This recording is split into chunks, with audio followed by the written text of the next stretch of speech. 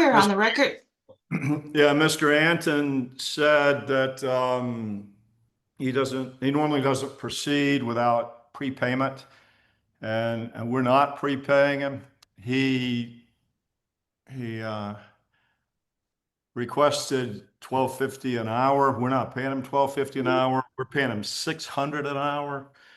And Mag Mutual, when we filed a motion to disqualify him or reduce his fee, Mag Mutual agreed to pay the $650 balance. And I told Mr. Antin that was Dr. Antin, whether he wanted to go or not go, and we'll see what he says. Go ahead, Dr. Antin. You want to go? Well, I mean, James, are you agreeing to pay the amount that we had already discussed prior to the deposition? The 600? Yeah, that's in an email. You've got that. Okay. Right. I mean, so as long as you're agreeing to pay him, then I don't have a problem. Well, I'm not, let me make sure I get on the record what Dr. Antin said prior to going on the record. He said that normally he doesn't proceed without a prepayment.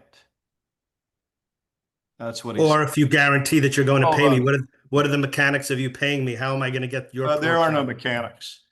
You don't want to testify, don't testify, we'll disqualify you, and you don't have to go through this today. You don't have to see your video on the YouTube from today. James, as long as you agree that you're going to pay him for his deposition testimony, then I don't think we have an issue.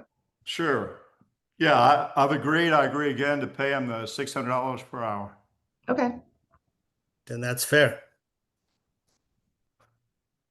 You swear the witness, please, ma'am? Dr. Antin, would you raise your right hand? Do you swear the testimony you're about to give in this cause to be the truth, the whole truth, and nothing but the truth? I do. Thank you. You're Todd Antin. Correct. It's a document that outlines the documents that you reviewed in this case. Is that right? Yes, I believe defense counsel sent that. They sent the documents that they have sent to me.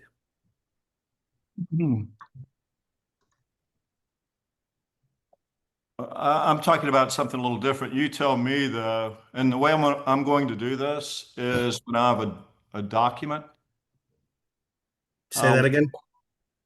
When I have a document that we're going to attach as an exhibit to your deposition, I'll text that to everyone via chat. I'll also open it on the screen. If at any time you can't see it, you let me know and we'll figure out how to ensure you see it.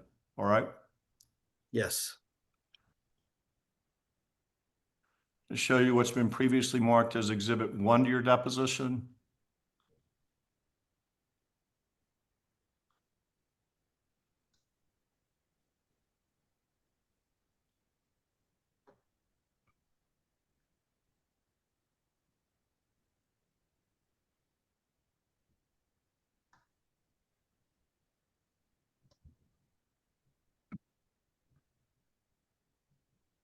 You see exhibit 1 to your deposition? I do. That's a document you prepared? No, I Prepare that. instructed defense counsel to prepare that to make All right, so this was prepared for you by defense counsel? Yes. Okay. Does this accurately reflect the documents you've reviewed regarding Arlina Addison? Yes.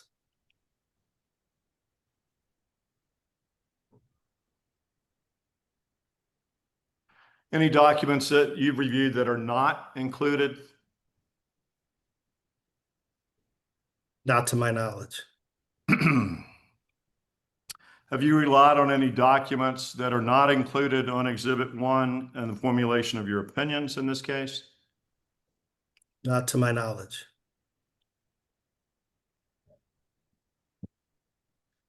Have you spoken with anyone other than Mr. Bomar or Ms. Godsey regarding this case?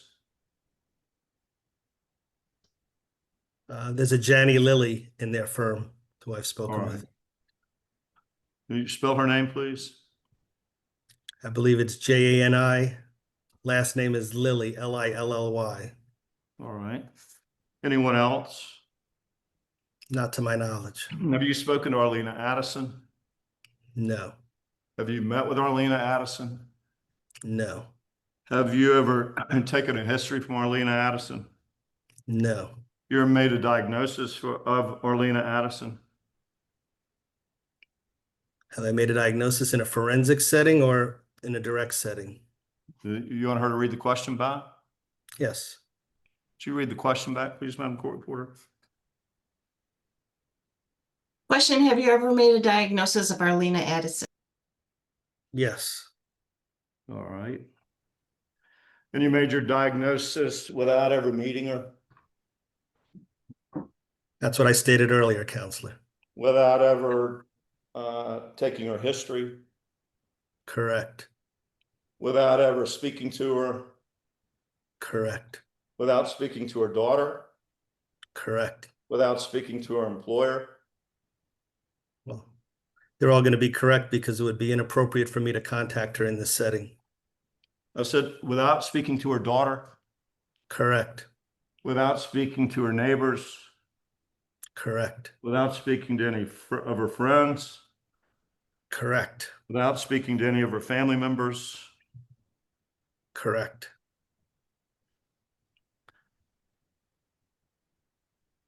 You were hired by Spencer Bowmore? Correct. You've been hired by Spencer Bowmore in the past? I think I've worked with this firm one time before. All right. And that was on behalf of a physician or a hospital? I believe so, but I can't be exactly sure. Never on behalf of a patient? Not for him, no.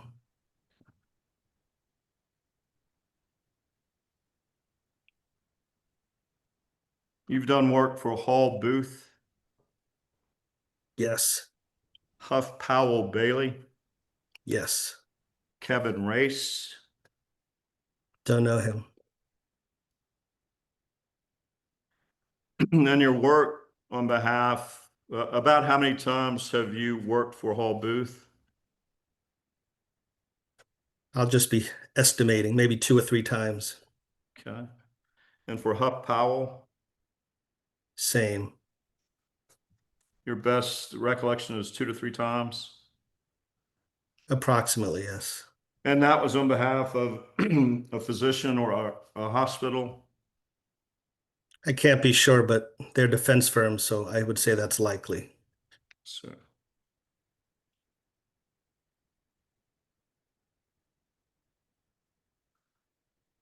Show you what's been previously marked as Exhibit 2 to your deposition.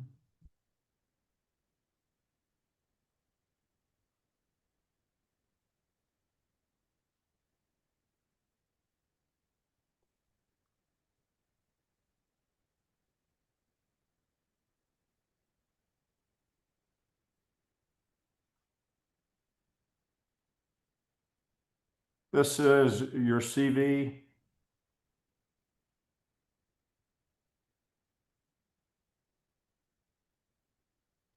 Yes. Do you want me to scroll through that more slowly so that you can ensure that's right? I'll tell you, this was provided to us by Mr. Bowmore's office yesterday. Yeah, I update it every few months, so I think at the bottom it said February 1st, so it's, All right, let me scroll down. yeah, it's mostly accurate. I don't think there's really been any substantive changes. All right.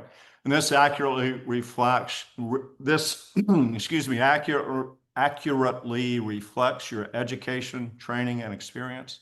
Yes. If we scroll down,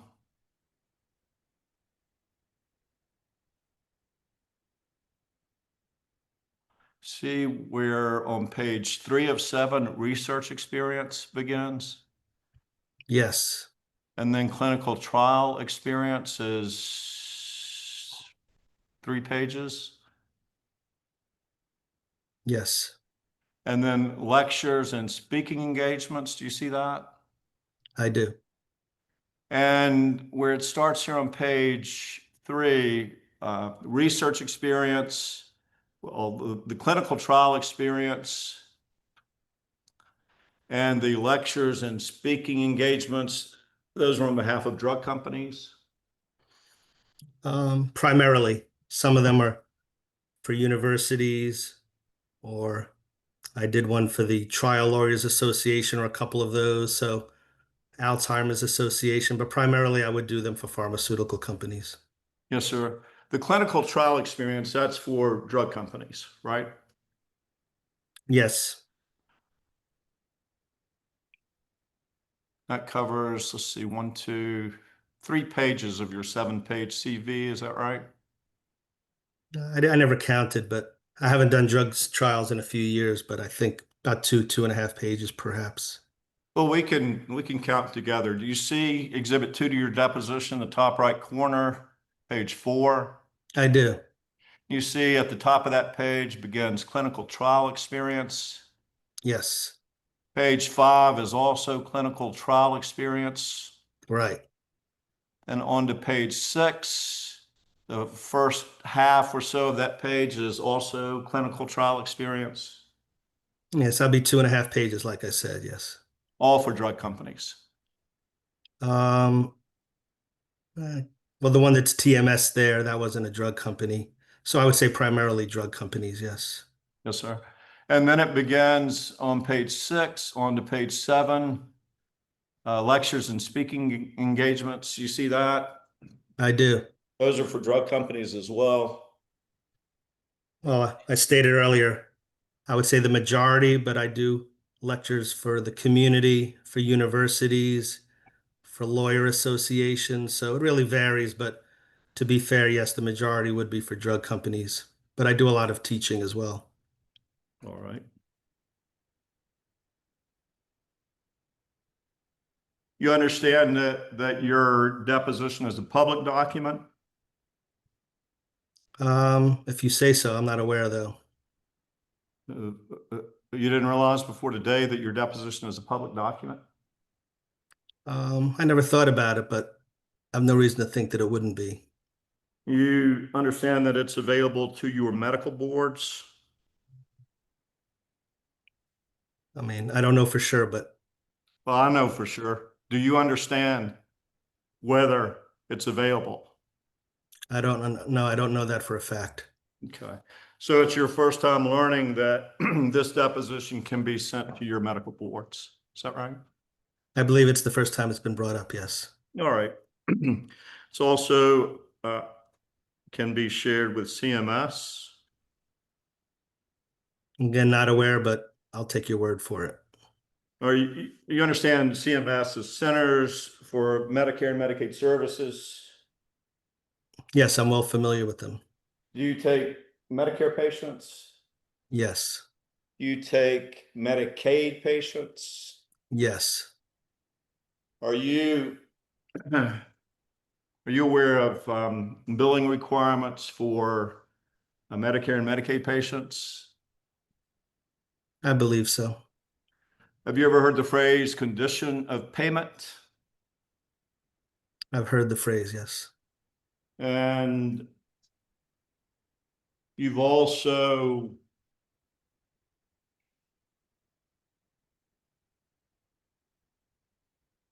you familiar with billing and coding publications published by CMS? I'm familiar, yes. Okay. It's also available to your state boards. What is?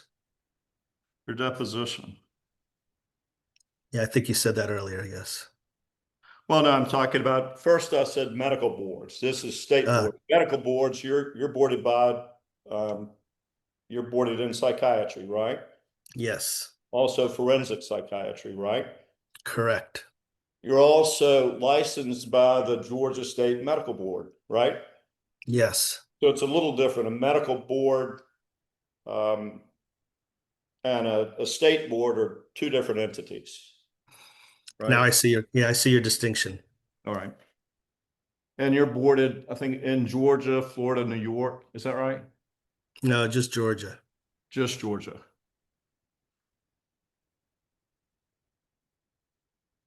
It's also available to prospective patients. What is? your deposition. Okay, if you say so. Well, it's a public document. Public means public, right? Well, again, I'm just going on what you're saying. I'm not aware of that, but I have no reason to dispute it. Also available to your colleagues. If you say so, yes. And students. Then yes.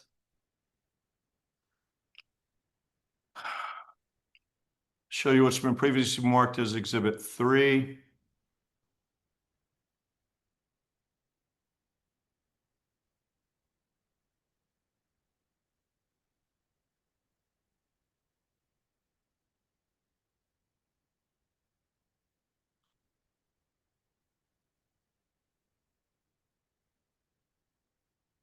This is the state of Georgia, your medical licensure, is that right?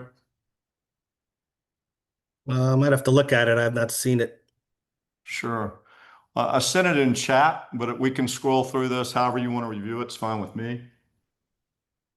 You can scroll it. You tell me when to stop if I'm going too fast. Okay. Let's see. That looks pretty good. Okay.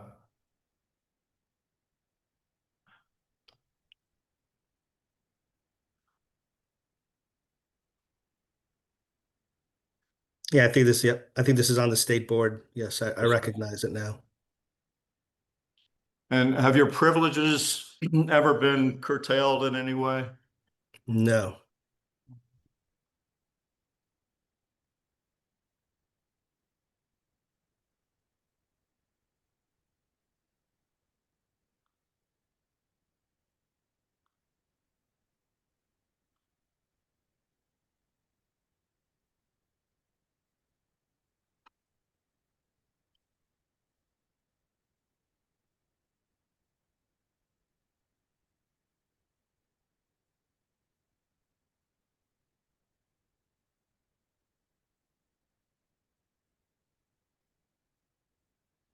So you, what's been previously marked. Is this, here, let me count them. So this is number 4, Madam Court Reporter, is that right? That's correct. Okay.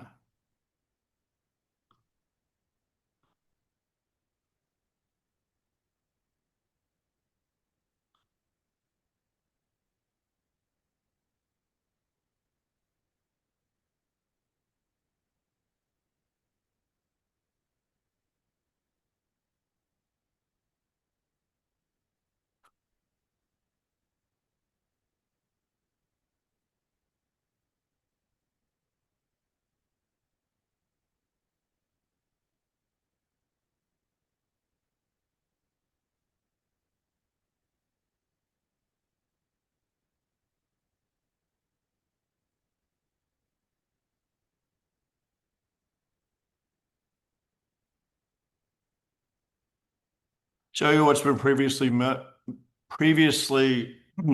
as Exhibit 4 to your deposition. You ever seen this document before? Don't think so. That's you, Todd M. Antin, is that right? Yes. Your middle name is Mitchell, is that right? Correct. Todd M. Antin, your address is as it's listed here, 465 Windway, Decatur, Georgia, 30030. Yes. And you're this practitioner, right? Yes, that's my NPI number. Okay. And this records payments from drug companies, right?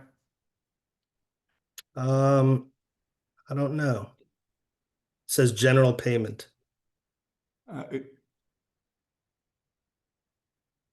Well, this is from, we were talking about earlier, CMS.gov. You understand that CMS.gov is the Centers for Medicare and Medicaid Services, right? Yeah. Yes, that is You correct. aware- I apologize. I didn't mean to cut you off. No, I agree. That's the Center for Medicare Services. Yes, I'm familiar with them, but I'm not sure about the payments. You'd have to hit the link. So if we scroll down total by record type in 2023, you received from drug companies $113,955.64 in 2023. Check to the form, misstates his testimony. Yeah, it doesn't state that, counselor. So is it your testimony that you did not receive that money in 2023? I'd have to see more specifically. It says I received general payments of 113,000, but I don't know what the sources would be. It could be university teaching money. It could be, like you said, drug money. I'm not sure. It says general payment.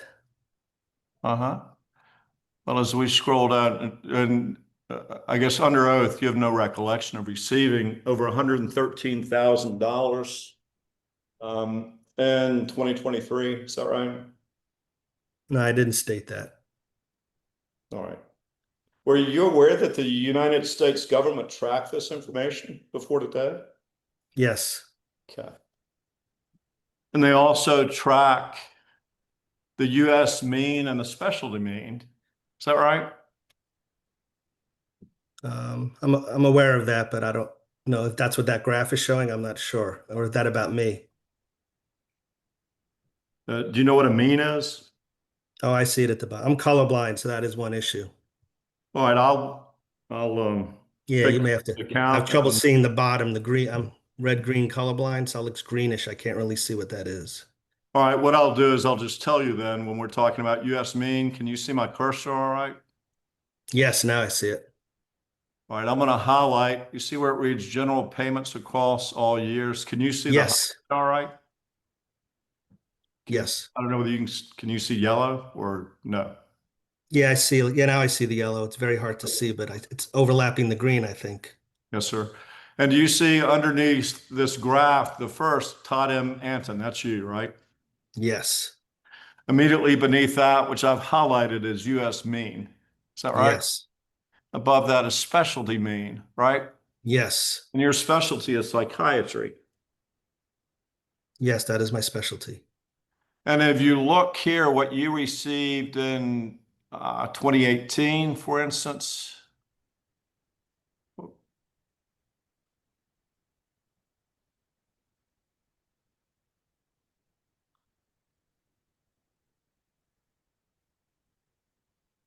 have to open this.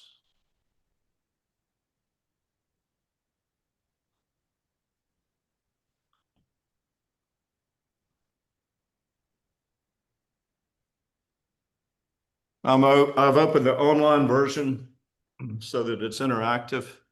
Do you see here where the payments you received in 2017 were $117,928? No, I don't see that. I just see a triangle, but I don't see a number. All right, let me, can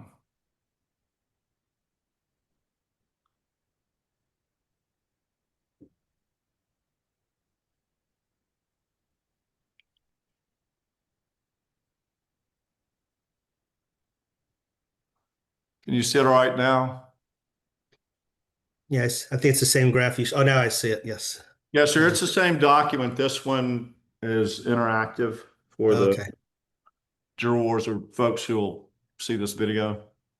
If you look at 2017, Todd Antin, individual amount, that's you, was $117,928. Is that right? That's what it shows. Yes. And the US mean amount, that means average. Is that right? Yeah, mean would be median, or average. Yes. Well, a mean and a median are different, but what they're referring to here is an average. Is that right? I'll take your word for it. Okay. Then it goes on to read, so the US mean was $3,452. Is that right? That's what it says. I'm not sure what it refers to, but that's what it says. Yes. Okay. And so what you did was about 30 times the mean in 2017. Is that about right? What do you mean? What I did what, sir? Well, let me see if I can't do a better job. I want you to get this accurately. Okay. So what I'm going to do is, well, we can do it up here.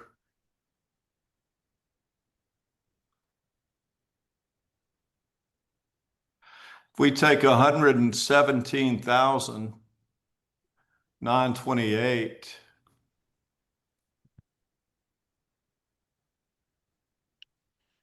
I mean, if what you're asking me is, yes, I'm a C.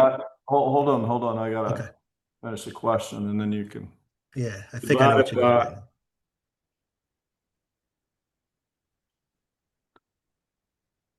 Divided by 3,452 is 34.16. In other words, you got 34.16, the US mean. Is that right?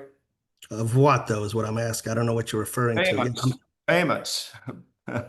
well, You see where it reads general payments across all yeah, years? but right, general payments. So my answer is I'm a CEO of a large corporation. I'm a distinguished fellow of what I do. I'm a thought leader. Yes, of course I'm going to get paid more, but I'm not sure if this is my salary. I don't know what general payments. I'm not going to dispute that I garner a large salary and I'm distinguished in my field. Objection, move to strike is non-responsive.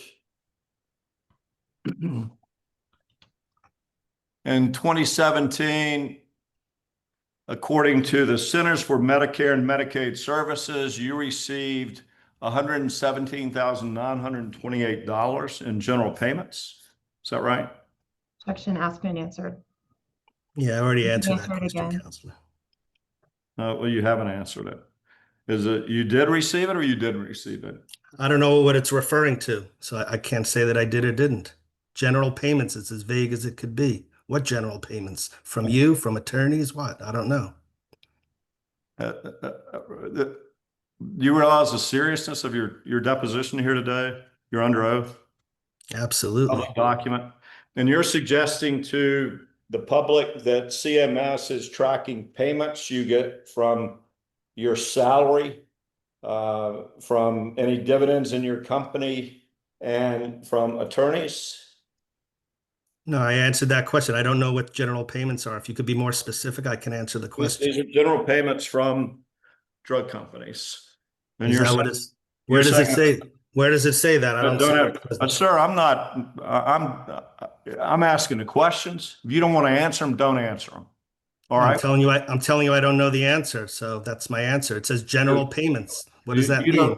Yeah, my question, you're testifying under oath that you did not receive $117,928 in 2017 from pharmaceutical companies. Is that your testimony? No, that's not what I'm saying. Okay. Then the question is, did you receive $117,928 from drug companies in 2017? I have no idea. Okay. You would have to show me that. If it says it, then I would believe it. It doesn't say drug companies. It says general payments across all years. That could be salary. It could be legal work. It could be teaching, academic stipends, pharmaceuticals, company money, grants. That's why you're under oath. When I ask you whether you received that from any drug companies, medical device companies, you testified you don't know. Is that right? I did receive money from those entities, but I don't know how much, and I don't know if this reflects that. That's the best answer I can give you. And according to the Centers for Medicare and Medicaid Services, in 2018, you received $195,983 from drug companies or medical device companies or both. It doesn't state that, sir. Sir, do you recall receiving $195,983 from drug companies in 2018? I don't know. I'd have to see. I don't calculate. I don't have it offhand. But another point to make is that since I run a large corporation, we receive funding in terms of doing programming. We receive money for lunches, breakfasts, for just so many different things. And that could be part of it. You would have to show me that. It says general payments. So I don't have a calculation. It wouldn't be out of the realm of normality that I could have received 195,000, but I have so many sources of income that I can't be exact. This is under oath. I want to be specific than exact, and your questions are extremely vague. If you don't know, you tell me you don't know. Well, I said earlier that I did, and then you persisted. Okay. And then the US mean that year, according to the Centers for Medicare and Medicaid Services, was $3,592. Do you see that? That's what it says in there, but I don't know what it reflects, but yes. And you see the specialty mean, your specialty is psychiatry, right? Was $3,055. Is that right? That's what it says. Then if we go on to 2019, your individual amount, and you see where it's got the individual defined up here, Todd M. Antin, was $194,421. You see that? That's what it states, yes. And the US mean was $3,890. Is that right? Again, I don't know what it reflects, but that's what it says. And the specialty mean, psychiatry in your case, is even less, $3,158, right? I mean, if it's referring to psychiatry, yes, that's what it's stating. Well, that's your specialty, isn't it? Well, it's not saying that it has to be my specialty. I don't know. That's what I'm telling you. asking, my question, your specialty is psychiatry, is it not? That is correct, but it doesn't state it in that little graph. Well, whether it states it in that little graph, that's your specialty. Of You're course, here to but tell the that's truth. You're here to that's a tell s- the truth. And I always tell the truth. Well, we'll find out. We And will, won't we? 2020, the individual amount for, you see here, Todd M. Antin, Yes. was $100,767. Of general payments, yes. The US mean amount was $3,445. Of general payments. Specialty mean amount, psychiatry was $2,084. Well, again, it doesn't say psychiatry, but specialty. Yes, sir. So you received roughly 50 times your specialty mean amount in 2020, according to the Centers for Medicare and Medicaid Services, right? Well, I said earlier, I'm a CEO. I would expect to make more than the average person, yes. Okay.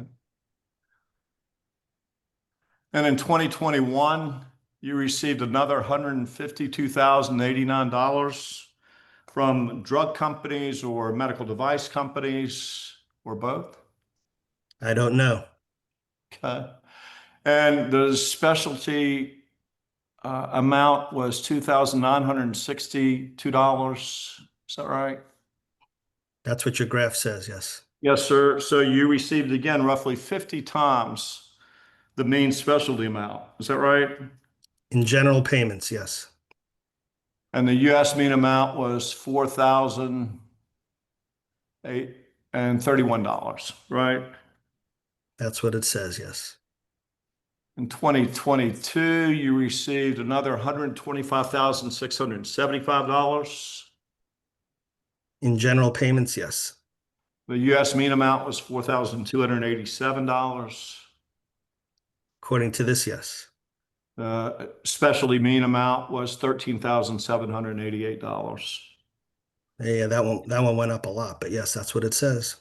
So, and then in 2023, you received another $113,955. In general payments, according to CMS, yes. US mean amount was $3,617. Yes. Specialty mean amount, psychiatry, $4,428. Yes. Then the nature of the payments. So now we're getting a little more specific. Okay. See where it reads compensation for services other for you.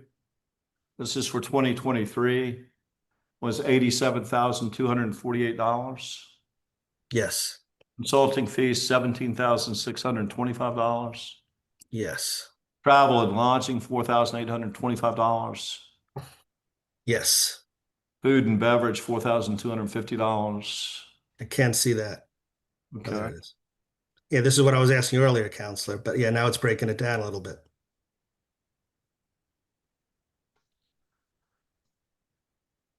And these are recorded. You see this? I'm not going to go through all this, but the CMS, I assume it doesn't come as any surprise that they record these payments. No, I said earlier, I'm a consultant to many large corporations, and yes, I get paid for my time. Absolutely. Okay.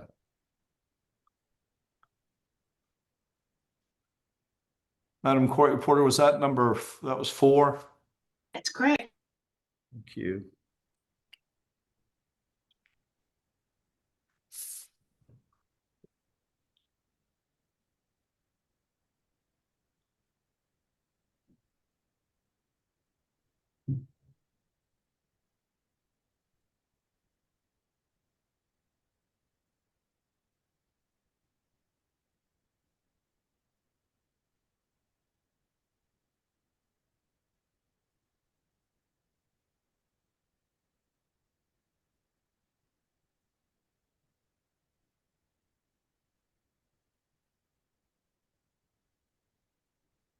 I'm going to show you what's been previously marked as Exhibit 5 to your deposition.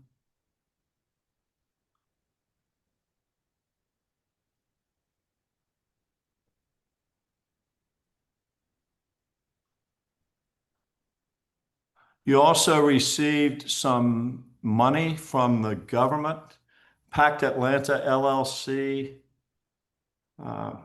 for the pandemic. Is that right? Yes, the PPP money, I believe. And it was the loan amount was $112,200. I believe that's correct. And the amount forgiven was $113,408. I'm not sure why there's a difference, but that's what it states. But maybe interest, right? Could be, yes, could be. So the $112,000 you got from the government, that was never repaid, right? I don't think so. Not exactly sure. There's been some change. The government did ask, but I'm not sure if it was the same program. But I'll say for the fact that, to the best of my recollection, I don't believe I paid that back. I think it was a grant or a loan that was given for loss of income during the pandemic. Show you what's been previously marked as Exhibit 6. You also got money for payroll and utilities. Is that right? That I'm not aware of. Okay.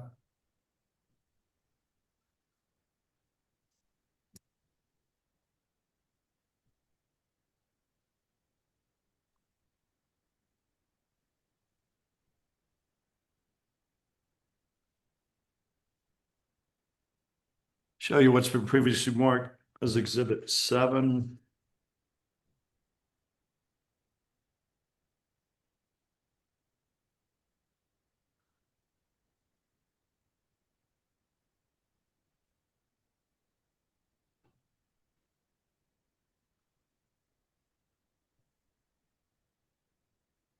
Are you in communication with anyone now? Just you, sir. Okay. When you look over to your left, are you looking over at your? I'm looking at I'm still running a practice, so I'm looking to see if there's any urgent messages. So I may have to, nothing yet that I can't handle. Okay.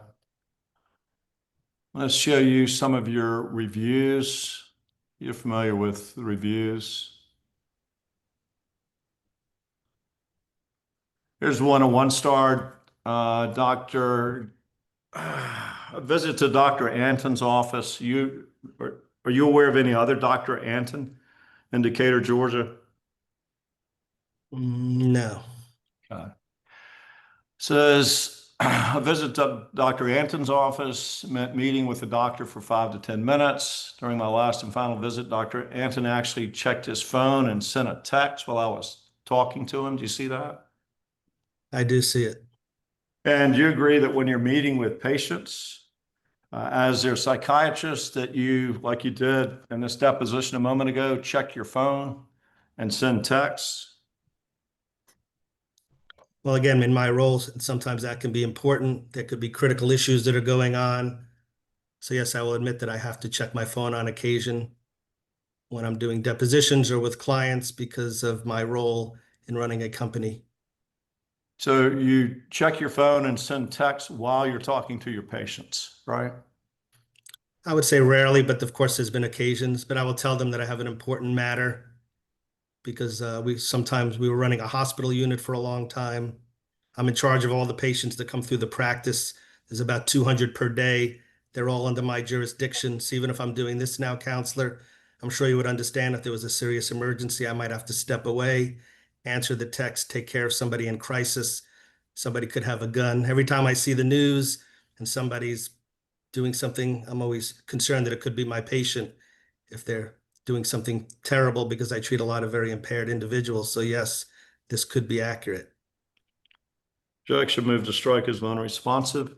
The medications he prescribed me caused major side effects, which I brought to his attention in every visit. He claimed it was, quote, impossible, close quote. Does that sound like something you'd tell a patient? No. Okay.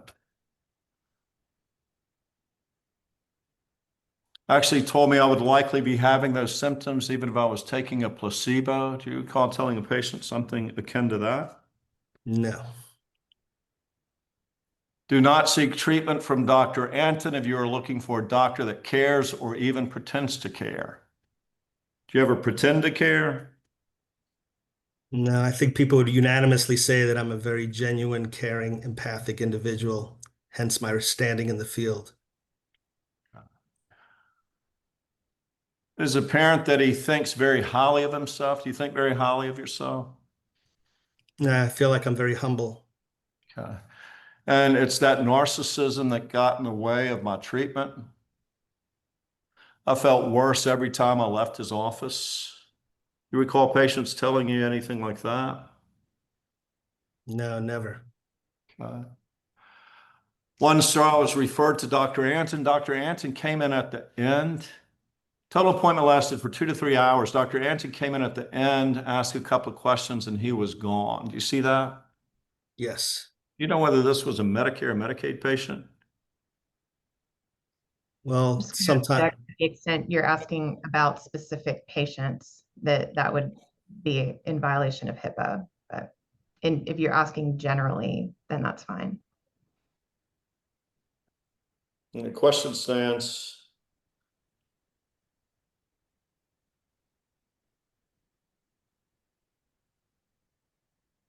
are you waiting for me to read it back? Oh, you want me to respond? I do want you to respond. Yeah, read back the questions because I'll give you context. Question, do you know whether this is a Medicare or Medicaid patient?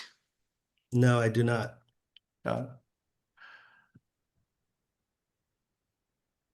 Do you ever have patients meet with students for 2 to 3 hours and you come in for the last 5 to 10 minutes and answer a couple of questions? Again, I'd have to give you context. Do you want me to give you context, or do you want to say it's going to be non-responsive? I want an answer to my question. Repeat the question. Chief, read it back, please, Madam Court Reporter.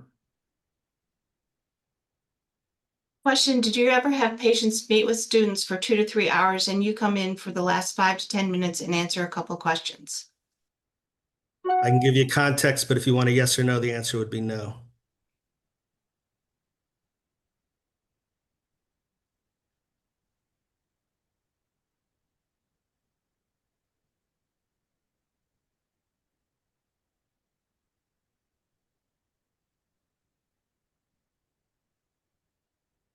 Do you have patients that have 3 or 4 appointments and never get to speak with you? Well, I got to give you context for that. Just is that true or not true? Well, they may not be my patient. I go above and beyond, and I may go in and see a patient that's not mine. So that's what this could be referring to. So you're taking it out of context. These aren't my patients. It says Jamil there. He's one of the nurse practitioners. So for no cost, I would go in and talk to the patient, ask some questions at no additional cost, even though it wasn't my patient. So this is actually above and beyond rather than below the standard of care, if that's what you're referring to. Okay. 1 star, this guy in his practice is a major joke and waste of time. Have you ever been called a joke or a waste of time to your knowledge? Never.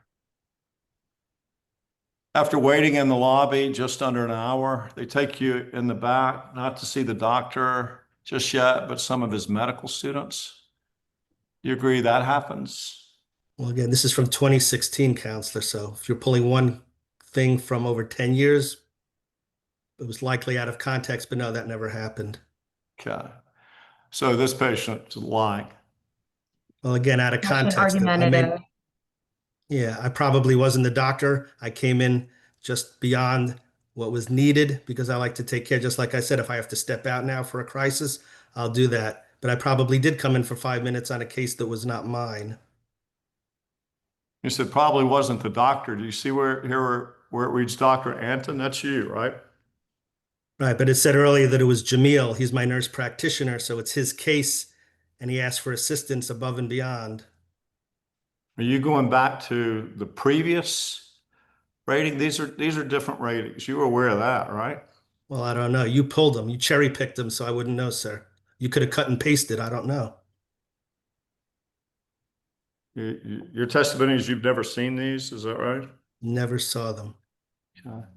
Again, I can give you my whole understanding of reviews if you want that, but you may not want that. Dr. Antin comes into the room for maybe 5 minutes, complete waste of time, very cocky. Yelp reviews is all about taking your money. You ever heard a patient say you were all about taking their money? Well, there are angry patients, but no, I've never heard that specifically. But again, let's point out this is from January 14th, 2016. So you found one bad review in 10 years. Well, that's I never three saw this so before. far. Excuse me? I said, that's three so far, doctor. In 10 years? Okay, so one every No, 3 no, years? not I in can 10 live with years. that. You want the Show me Yelp the good ones, reviews? counselor. You want to go through the Yelp reviews? If you want to, yeah, it's your time. We're going to finish at 12:30 though. I booked Max, 3 hours no, for this. we're not finishing at 12:30 unless you answer the questions. Well, I agreed to 3 hours. We can talk as we get closer.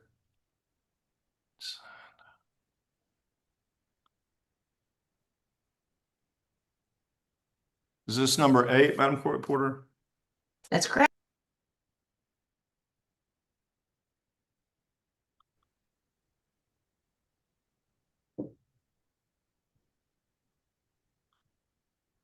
Other review. Have you have you ever told patients to come back on the weekend and pay cash? Never. We're not open on the weekends. Okay. So when this patient wrote, eventually he came in and told me that if I wanted him to do my intake, that I should come on the weekend when he sees clients who pay cash. So your testimony under oath is, one, you don't see patients on weekends, right? Correct. Okay. As you know, sometimes people make things up. They have an axe to grind, so I don't put a lot of validity in those types of things. You could post that after this and say negative things or pay people to do that, and they'll do it, and I have no recourse. So there's not a lot of, I don't put any stock in that. I've been voted top doctor 25 straight years. So you're not a radiologist, No, not a neuroradiologist, no, not a pain management doctor, nope, never performed a cervical epidural steroid injection, no, not a neurologist, right? Well, I'm boarded by the American Board of Psychiatry and Neurology, so I have some expertise in neurology, but I'm not a certified neurologist, correct? Right, psychiatrists and neurologists are different, right? Well, there's a lot of overlap. There's a lot of gray. So I do some neurology and neurologists do some psychiatry, but in essence, I'm a board certified psychiatrist. You're not an expert in traumatic brain injury. I deal with traumatic brain injuries quite a lot. I'm not sure about an expert, but I don't know if I can answer that.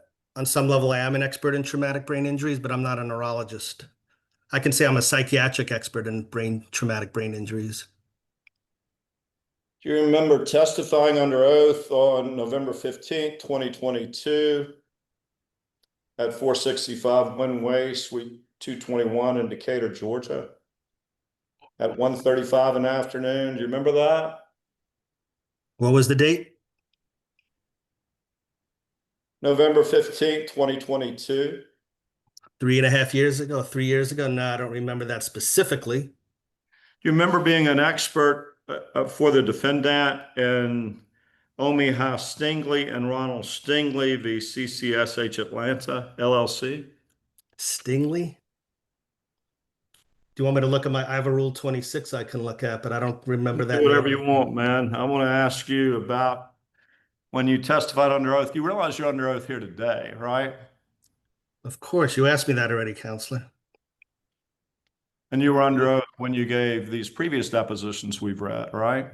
Right, so that's why I want to be sure you're asking me to be a truthful answer, so I don't recollect that, but I might be able to jog my memory. Ask the question and I'll see what I remember. You recall testifying under oath that if that doctor or team has made that diagnosis, I essentially accept it at face value. If I were to vigorously believe that it wasn't the case, then of course I will bring that to their attention. Do you recall that? No, I don't recall that. Okay. Do you recall testifying, and you've testified to this in many depositions, I try essentially to stay in my lane. You remember that, right? Yeah, that's something I probably said, yes. That's all right. Quote, I'm not expert at diagnosing traumatic brain injuries per se. Do you recall testifying to that under oath? Well, I'd have to know the context, but you asked me earlier, I'm not a radiologist and I'm not a neurologist, but I wouldn't order x-rays to diagnose a brain injury, but I treat brain injuries. Yeah, well, let me try again. Can you hear me all right? Yeah, you're speaking fairly clearly. You testified, quote, I'm not an expert at diagnosing traumatic brain injuries, close quote. Do you recall testifying to that under oath? I can't recall all the statements that I made under oath, so I answered that question. So your testimony today is that you are an expert in diagnosing traumatic brain injuries? In the psychiatric realm, yes. Okay. Can you tell me why your testimony changed from today to since November 15th, 2022? It's exactly the opposite. I don't see it as a change, Counselor. Okay.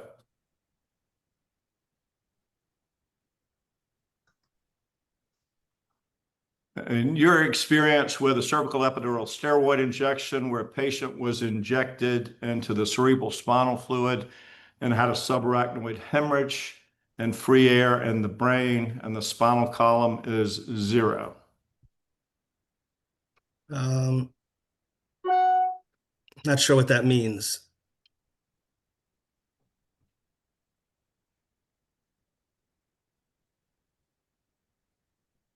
You've never cared for a patient that suffered an injection into her cerebral spinal fluid over the course of a cervical epidural steroid injection. That's a very specific situation. So I want to be fair. Treated a lot of people where procedures have gone wrong, epidurals have gone wrong.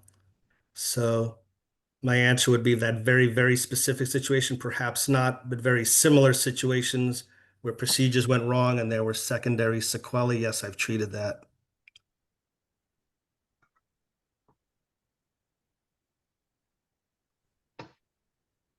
Show you what's been previously marked as, let's see.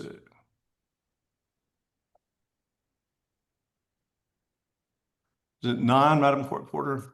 That's correct. Thank you.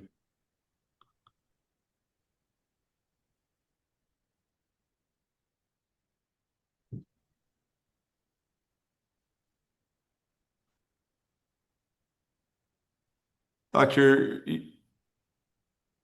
Mr. Bowmore's office sent over a page yesterday which contains your opinions, which we've marked as Exhibit 9 to your deposition. You authored that, is that right? I'm sorry, go ahead. Would you read back the question, please, Madam Court Reporter? Question, Mr. Bomar's office sent over a page yesterday which contains your opinions, which I've marked as Exhibit 9 to your deposition. You authored that, is that right? Yes. And you're prepared to give your full and final opinion here today? No, I never give final opinions. Okay, so this is what, an interim opinion? An evolving, ongoing, and based on the data that I have today on June 12th of 2025, this is my opinion, but more data could come out obviously in this case. So I could amend my opinions if you present more data or defense counsel presents more data. So I don't want to say it's final. Yes, sir. Nowhere in your, well, this is your only report, right? I wouldn't call it a report. What do you call it? Your opinion? Yeah, current opinions. I try to be specific based on data reviewed to date for this deposition. So it was very specific so that we would stay on point and on track, and I would give all my opinions to date to you. So at the end, when you ask whether there are more opinions, I can say as of now, here are my opinions, because that's the most common question. Now, nowhere in your opinion do you include decerebral posturing. Correct. And you understand that she, within 90 to 120 seconds after her cervical epidural steroid injection, she exhibited decerebral posturing, right? Well, I think that's in dispute. I think Dr. Sanders had an opinion that it could have just been a tonic seizure. So no, I can't accept that as being purely accepted as decerebrate posturing. Okay. Show you what's been previously marked as Exhibit 10. And Dr. Sanders, you read his deposition, is that right? I did. And he's the same doctor that said the subarachnoid hemorrhage, where the neuroradiologist called it blood, he suggested that's actually omnipaque or dye. Is that right? I think he brought that up as a possibility, yes. Yes, sir. And you agree with that? Well, it's really, as we said, it's not my expertise. So I don't want to mislead you or be unfair because I promised you I'd be objective. I wouldn't be able to say if it was blood or omnipaque. Yeah. How would you get the omnipaque in the patient's skull? Again, not my expertise. According to Dr. Sanders, I think it's a possibility in that procedure, but I would definitely defer to the other experts. It's not where I'm an expert. I'm a behavioral health specialist expert. Well, you weren't with us yesterday when Dr. Harper testified, also a defense expert. No, I was not there. So you didn't hear Dr. Harper testify under oath that, he reviewed the film and no omnipaque was used. Is that right? I would have no idea. So tell me, if no omnipaque dye was used, well, you didn't read the nurses who participated in Arlina's cervical epidural steroid injection either, did you? Her deposition? Yes. I don't think so, no. So you don't know that she testified too that no omnipaque dye was used. Is that right? I'm not aware of that. Misstates the testimony of both Dr. Harper and these nurses. Yeah, I'm not aware. I didn't read their depots. And again, I didn't focus as much on that procedure, to be fair, because that's not where my expertise lies. I don't do epidurals. You already pointed that out. I don't know omnipaque. I know there could be traumatic blood, there could be aneurysmal blood, but I have general understanding of neurology in these types of procedures, but it's not where I spend my time as a expert or as a practitioner. So let's go back to the question. If no omnipaque was used during the procedure, how did it get into Arlina Addison's skull? The omnipaque, I wouldn't know. Okay. I'm going to show you what's been previously marked as Exhibit 10.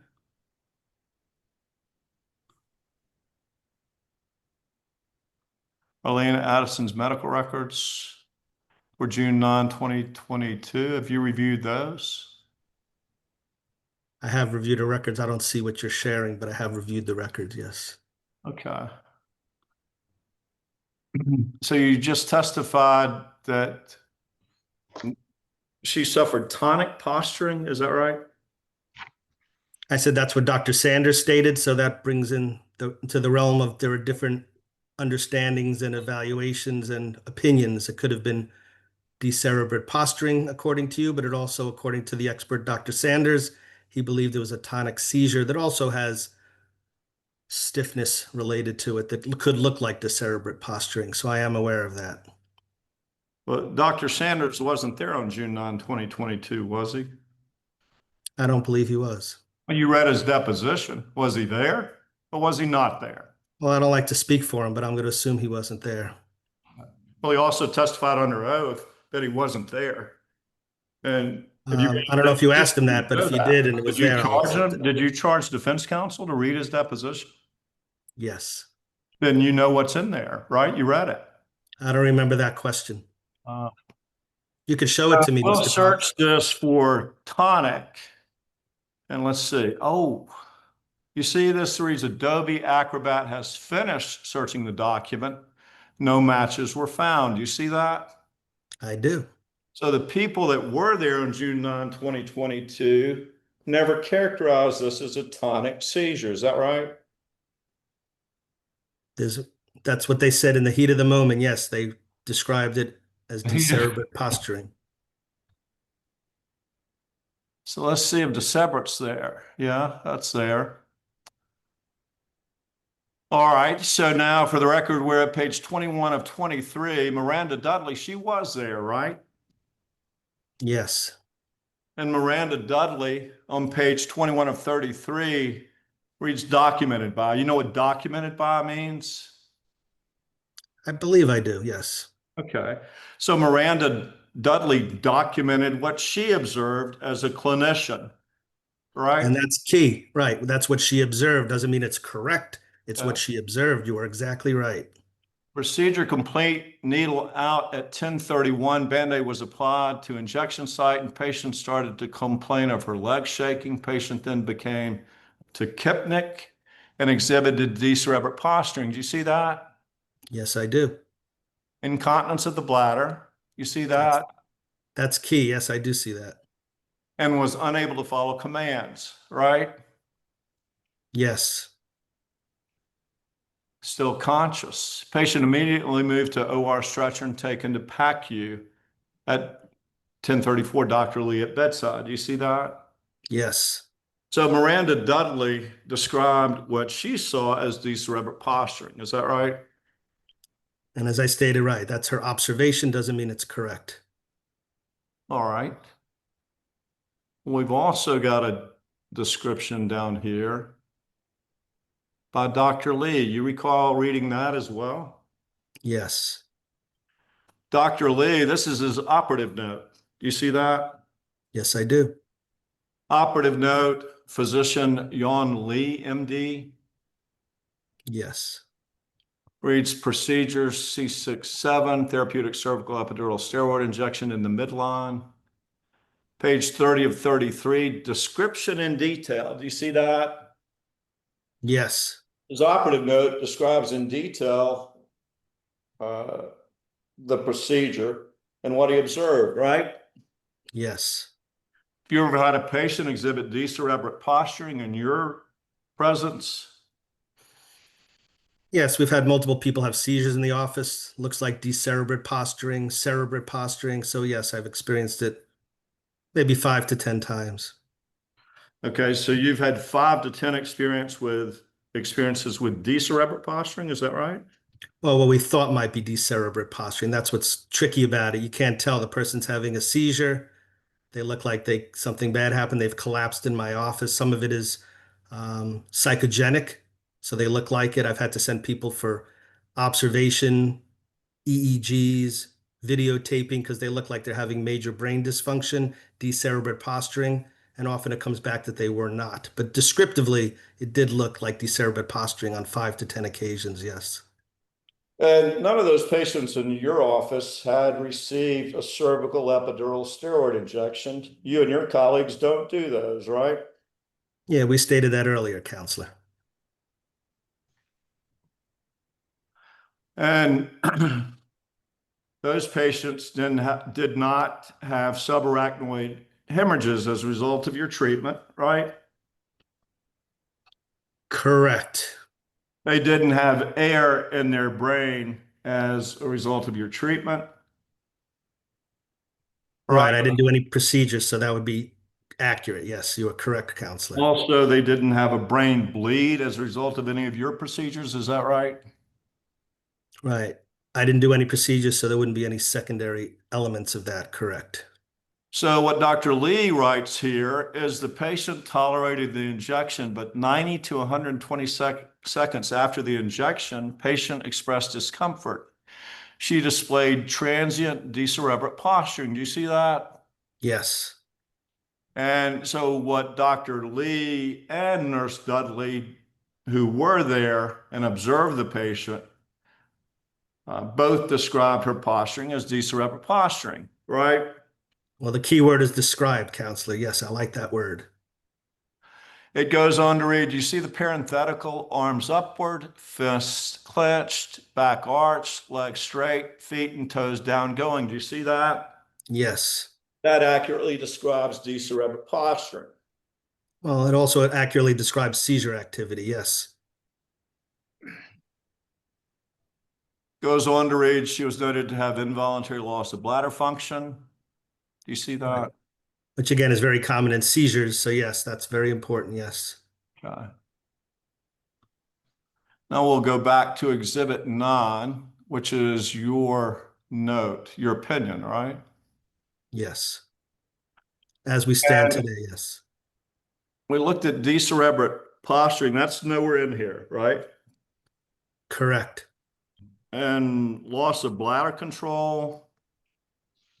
That's nowhere in here either, right? Correct. The drooping of the entire side of her face. Let's see. That's not in here either, is it? No. Inability to follow commands. That's not in here either, is it, doctor? Well, I wasn't being descriptive. I was offering opinions. I'd like an answer to my question. Do you want her to read it back? Yes, please. Could you read it back, please, Madam Court Reporter? Question, inability to follow commands, that's not in here either, is it, doctor? No. Okay. Free air in the brain, that's not in here, is it? No. Free air in the cerebral spinal fluid and the spinal column, that's not in here either, is it?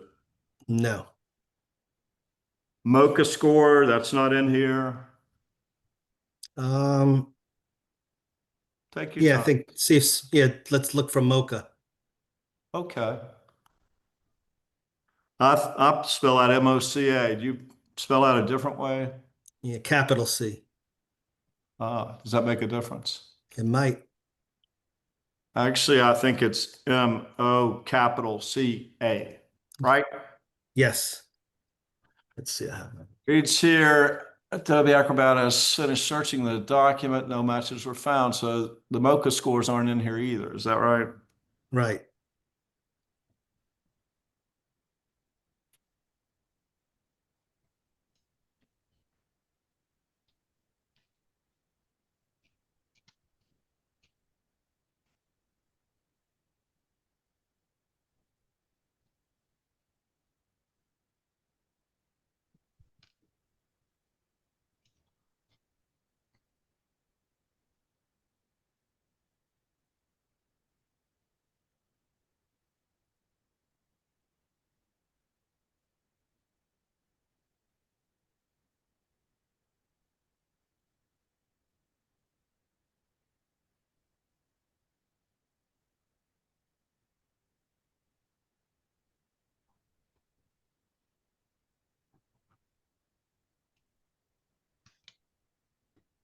I'll show you what has been marked as Exhibit 11, your deposition.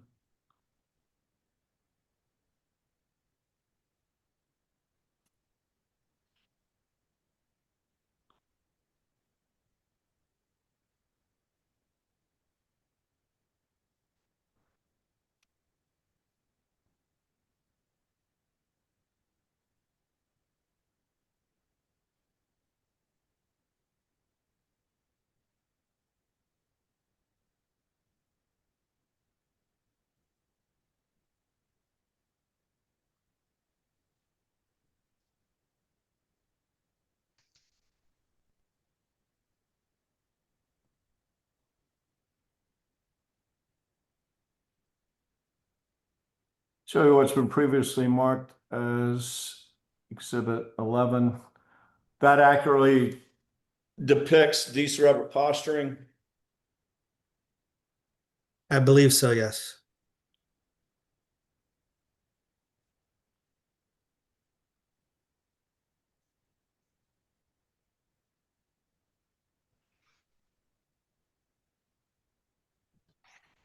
According to the June 9, 2022 medical record for Arlina Addison, she experienced decerebrate posturing within 90 to 120 seconds after her injection.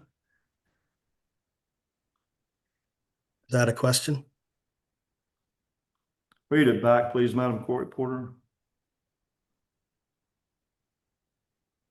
According to the June 9th, 2022 medical record for Arlina Addison, she experienced decerebrate posturing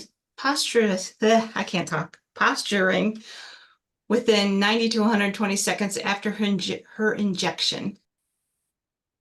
That's what the providers wrote in the note, correct? Yes, sir, and you weren't there, right? No, I was not there. We established that.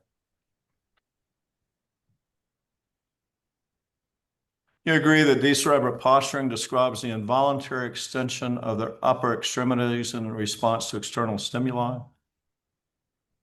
I don't know the exact definition, but I can accept that. In decerebrate posturing, the head is arched back, the arms are extended by the sides, and the legs are extended. Is that right? Yeah, to my understanding, the decerebrate versus cerebrate posturing, which is different, is how the decerebrate goes outward. I think the cerebrate goes inward. So they are hard to distinguish. Judge should move to strike as non-responsive. You agree that in decerebrate posturing, the head is arched back, the arms are extended by the sides, and the legs are extended? I don't know for sure, but I will accept that. And if you don't know, you can just tell me you don't know. Yeah, I don't have the definition in front of me. I don't know. A hallmark of decerebrate posturing is extended elbows. Extended elbows. Again, I don't know if that's a hallmark, so I'll say I don't know. All right. Arms and legs are extended and rotated internally. I thought it was externally, but internally? If you don't know, you tell me you don't know. Yeah, I can't be sure, so I'll say I don't know. Okay. The patient is rigid with the teeth clenched. Yes, that is correct. Decerebrate posturing indicates brainstem damage. It can indicate brainstem damage, yes. Specifically damage below the level of the red nucleus, e.g. mid-collicular lesion. That I don't know. It is exhibited by people with lesions or compression of the midbrain and lesions in the cerebellum. Yes, that can be correct, yes. Okay. Now, do you recall a note when you reviewed that medical record for which you charged Dr. Sub being at bedside? Dr. Who? Sub, S-U-B. No, I don't recollect. I don't know who Dr. Sub is. You didn't read his deposition either, is that right? No. Show you what's been marked as, I apologize, medical court, is it 12? That's correct. Thank you.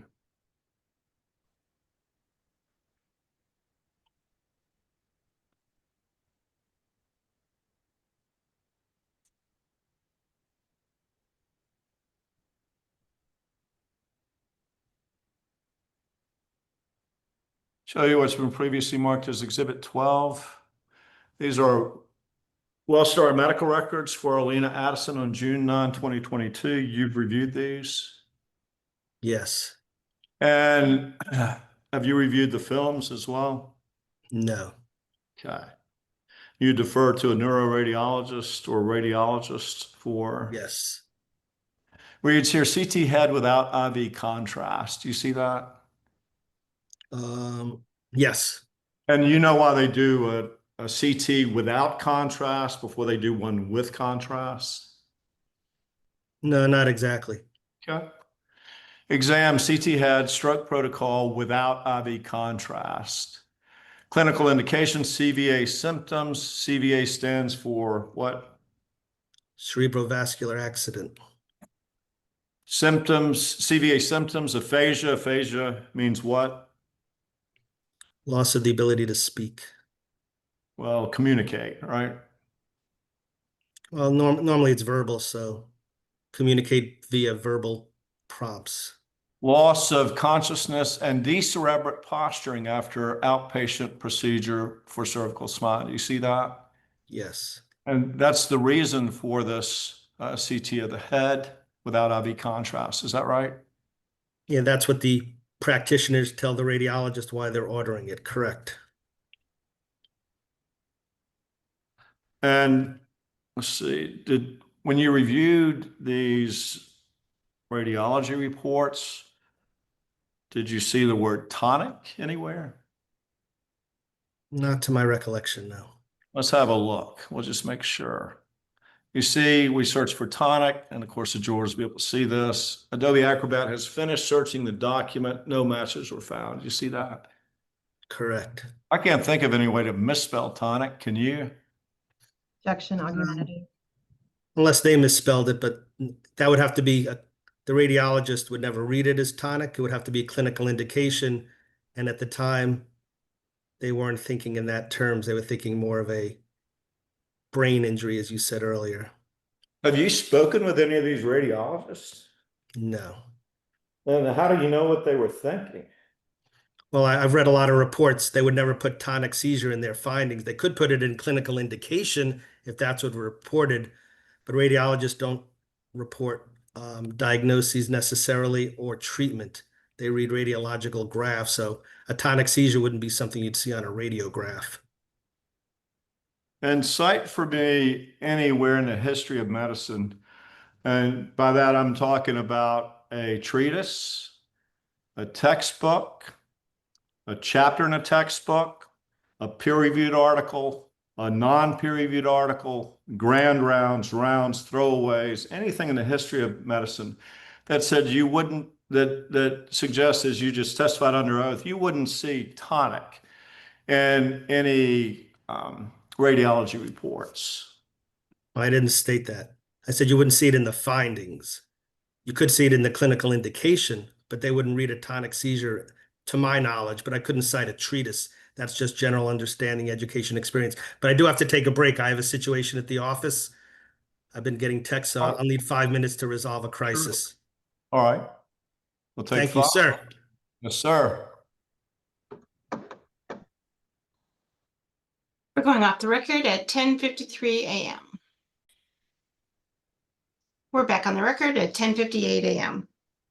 Are you credentialed at any Piedmont healthcare entities?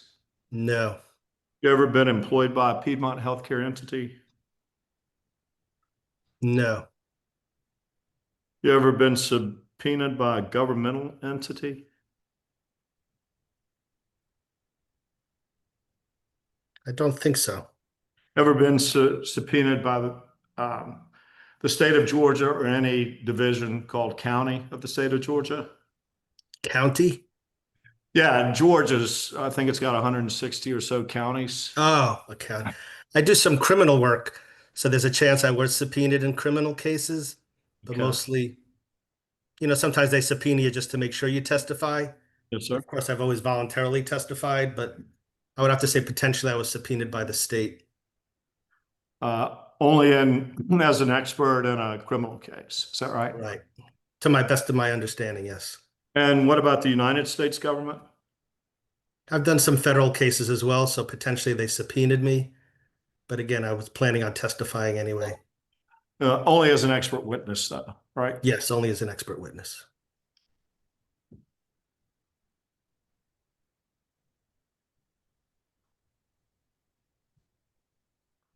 I may have misread that. I thought you were affiliated with Piedmont Newton Hospital. No, not to my recollection. Back to Bonnie, do you mind just giving me a couple of words where we were when we took a break? I'm close enough. Findings. That's correct. Still exhibit, thank you. This is exhibit 13, maybe Last one was 12. 12, exhibit 12. So we're still looking at the Wellstar medical record excerpt dealing with the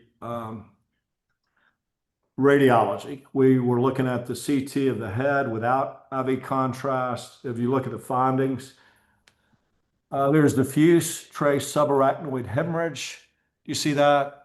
Yes, Subarachnoid hemorrhage is bleeding in the subarachnoid space around the brain. Is that right? correct. And diffuse means throughout the brain, throughout the skull, right? Diffuse trace, yes, small amounts diffusely. And by diffusely, that's throughout, right?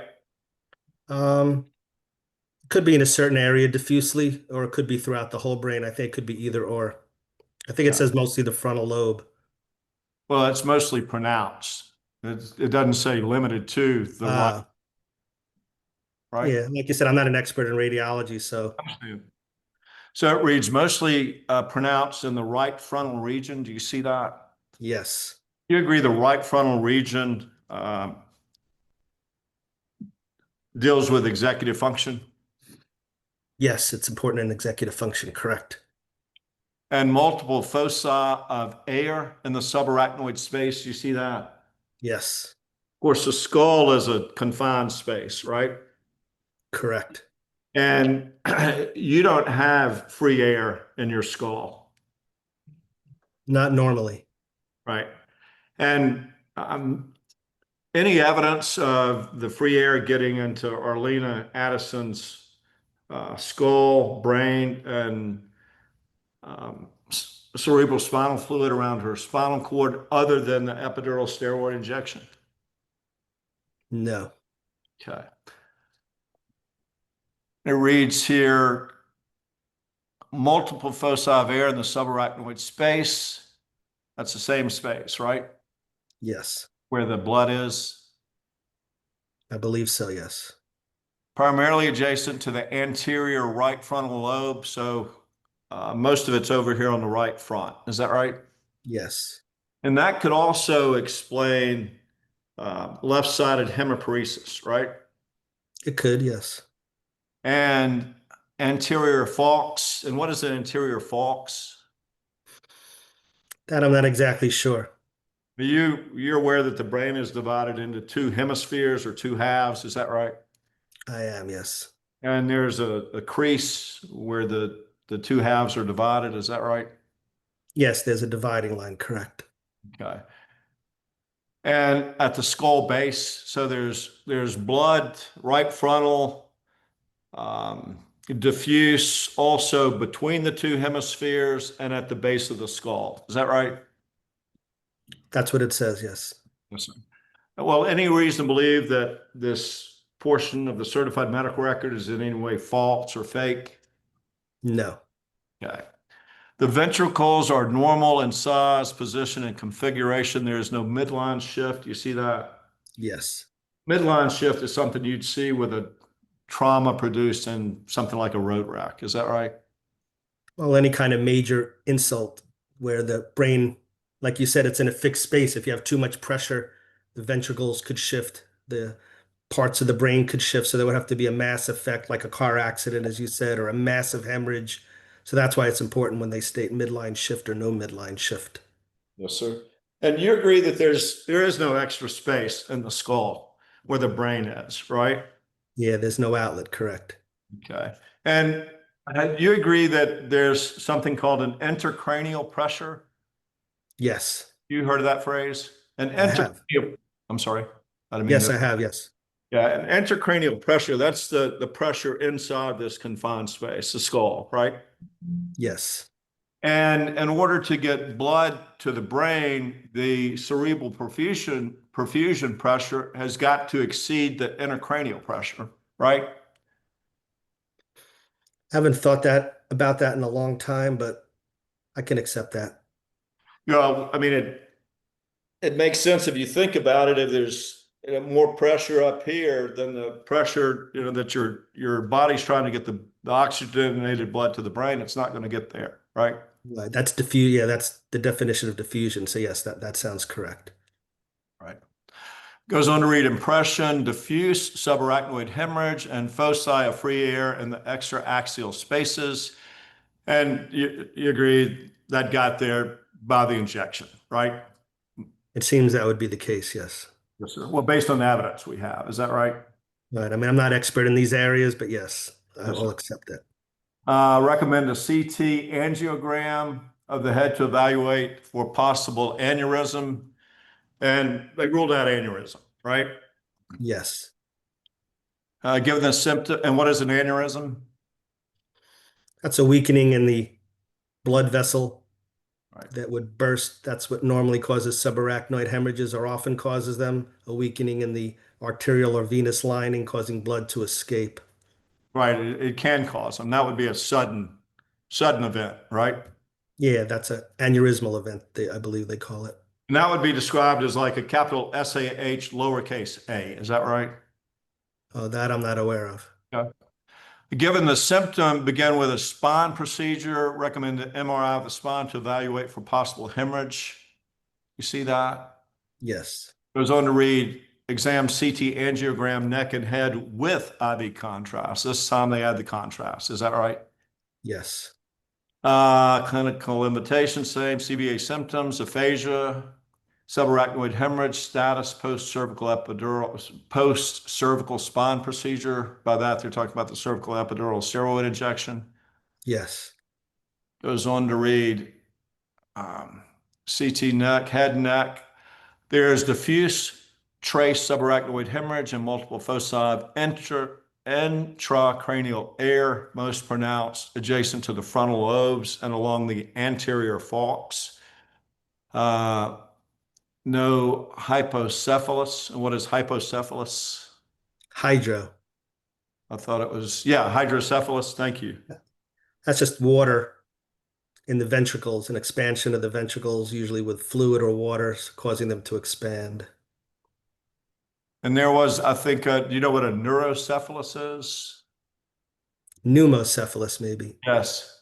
That's air. Pneumo would be air and hydro would be water. I don't think there's a Got it. neurocephalus. I mispronounced. I apologize. Oh, Mispronounced. okay. No problem. What did I say? You said neurocephalus, I thought. Pneumocephalus. Yeah, pneumo with a P. Yep. Yes. Silent. There's there's diffuse trace subarachnoid hemorrhage and intracranial air, likely related to recent procedure. Correlate clinically as a experienced physician. What you do is look at what these films are showing, and you're told that this patient just underwent a cervical epidural steroid injection, that within 90 to 120 seconds of the injection that she exhibited decerebrate posturing, loss of bladder control, inability to follow commands, entire side of her face drooped. That's how you would clinically correlate what you're looking at to what you understood happened, right? Yes. History, subarachnoid hemorrhage, status post-cervical spine procedure, MRI cervical spine without IV contrast, foci of air in the intrathecal thoracic spine, and the cervical spine is immediately beneath that is the thoracic spine. Is that right? Yeah, thoracic comes underneath the cervical, yes. And intrathecal, that's the membrane that surrounds the cerebrospinal fluid and the spinal cord. Is that right? Correct. Okay. And it looks like, and there wouldn't be free air there either. Should not be, correct. And prepontine cistern, do you know what that is? No, not a, I mean, I know the word, but I couldn't tell you what it is. Similar to CT, no epidural collection. So the patient shortly after the cervical epidural steroid injection, also had free air in her thoracic spinal column, right? Correct. Pressure and scattered foci of air within the subarachnoid space, similar to recent CT, no extra axial fluid collection. Is that right? Correct. Okay.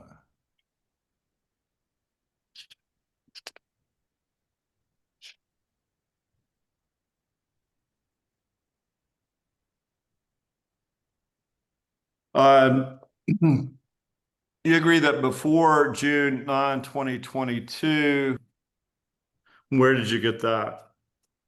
I believe I got that from Dr. Warner's, one of his last notes, or it could have come from Dr. Dingra's assessment, one of the two.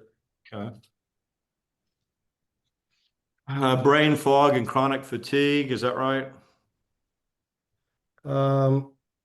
You mean, you said prior to the incident? Yes. Yeah, the brain fog's not really a diagnosis, but I know it was reported. You said after or before? That was Before. after. After? Yeah. Yeah, I don't have it down as a diagnosis because it's not technically a diagnosis. Okay. What about a TIA, transient ischemic attack? Again, in context, you're talking about after the procedure now? After. Yep. That I'm not aware of. That's more neurological. I didn't focus on that. Yeah. You agree that she did not have a subarachnoid hemorrhage prior to June 9, 2022, right? Correct. Well, she had a motor vehicle accident, but I didn't see anything about a subarachnoid hemorrhage. No seizure or stroke prior to June 9, 2022. Is that right? As far as I can tell, yes. No cognitive decline, no aphasia, no dysarthria prior to June 9, 2022, right? No, I think she talked about cognitive issues with Dr. Warner in the notes, attention issues, concentration issues. That's part of the ADHD as well. Cognitive decline, again, is very descriptive. It's not a diagnosis, but clearly for the 20 years prior, she talked a lot about having attention, concentration, and focus issues. Okay.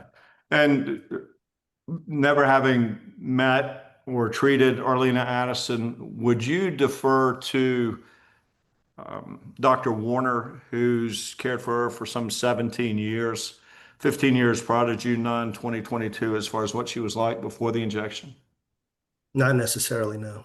Okay. You're aware that he's also a board certified psychiatrist?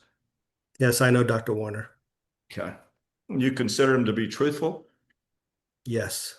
Consider him to be a competent physician? Yes. Any reason to disbelieve what he has to say about one of his patients? No, I looked at his notes very carefully. I think it was important in the understanding of this case. So yes, I would agree that he is competent. You agree that she's exhibited functional decline since June 9, 2022? No, I would disagree with that. Okay. Well, her MoCA score dropped from 15 to 9. Well, we'll have to discuss MoCA score. You what? We'll have to discuss that. That was reported by Dr. Dingra, but we haven't gotten into it. Okay. And her daughter Hillary's caregiving role didn't begin until after June 9, 2022. Is that right? I believe that's what was reported, yes.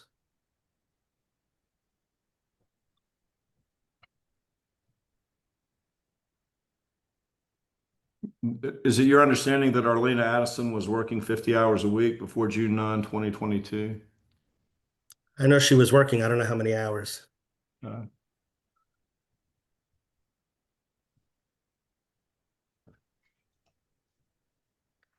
Are you aware? I'll show. She had a neurotrax October 27, 2022. Is that right? Yes.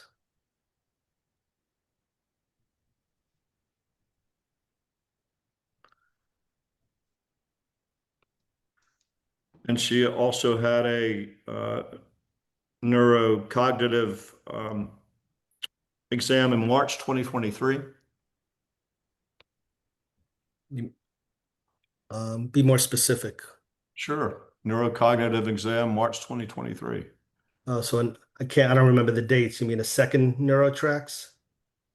A second exam. Hold on, I'll pull it up for you. You can have a normal CT or MRI, and that does not mean that the patient doesn't have a severe brain injury, right? Again, not my expertise, but I would take out the word severe. You could potentially have more of a functional, mild brain injury, perhaps. But again, it's all proof of the pudding when we do. That's why I like the neuropsychological examination. That's why we look at video. We try to look at this bigger picture. But no, severe brain injury without findings, in my opinion, would not exist. And I'd like any site in the history of the solar system, any treatise, textbook, chapter in a textbook, peer-reviewed article, non-peer-reviewed article, grand rounds, throwaways. Well, you're here to get my opinion based on my training, education, and experience. Obviously, I didn't bring citations, but I think it's accepted, at least in the field of psychiatry. I'm not going to talk as a radiologist or a neurologist, but we do not see severe brain injury without, in my experience of 32 years, without some findings radiographically. Yes, can you have some mild functional impairment? Perhaps, but you said severe. That's a big word, counselor. Yeah, well, it's 2 syllables. It's not that big, is it? Well, it's not on the SAT. I'll agree to that, but it's a pretty big word, at least connotation wise. You can't have severe cognitive impairment without a showing on a CT or an MRI. That's your testimony, right? Correct. Okay. And you can't cite any literature for me, is that right? Well, Actually- I'm not encyclopedic in my understand. Citing a citation is pretty hard. I don't know many people that could, but no, I don't have a citation for you. Well, let's start with something you read recently. Didn't you read Dr. Sanders' deposition? Yes. You charged Mag Mutual to read it, so you read it, right? Well, I will charge Mag Mutual to read it. I haven't charged them yet. And when you read it, did you recall that I asked Dr. Sanders that same question? Yes, And he testified an opposite. he did. What did he Opposite of state? you, right? I don't know about opposite. I'd have to see what he stated. Well, have a look. You got it handy? No. You have something to point out to him. It might Yeah, save. point it out. I don't have any paper. Yeah, we'll do that at trial. So your testimony is that when Dr. Sanders testified under oath, that you can have a normal CT and still have a severe cognitive impairment, severe brain injury, that Dr. Sanders testified falsely. Is that right? No, not at all. We could have different opinions. I'm talking as a psychiatrist. I've not seen any cases, to my understanding and recollection, of severe brain injury without any correlative radiographic findings. Some brain injury, mild brain injury, perhaps. So I will give you that, but not severe to the point that you're not functional. Well, it depends. Maybe we have a different definition of severe. Severe means that you're incapacitated, mostly bedbound, in the house, can't go shopping, can't drive a car, can't take care of your grandchildren, can't function essentially. So no, I've never seen a case of that without correlative radiographic findings. Maybe Dr. Sanders has. We work differently. That's not your area of expertise, though, right? Psychologically, it is, yes. But you're not a radiologist, I think I've made that clear. not a neuroradiologist, No. not a neurologist, right? Well, there's overlap. I practice some neurology, but I call myself a psychiatrist. All right, so tell me about your neurology practice, because I hadn't seen anything about that yet. Well, I told you we do neurocognitive evaluations. I treat a lot of dementia, which falls into the neurologic range. I have a lot of MS patients, ALS patients, epilepsy, a ton of epilepsy patients, brain injury. We're probably known for doing a lot of brain injury work, though, like I said earlier, I'm not a brain injury specialist per se in the diagnosis of it, but all the psychological sequelae. So I work out of a big general medical complex. I'm part of Emory University, so we treat a lot of neurological cases.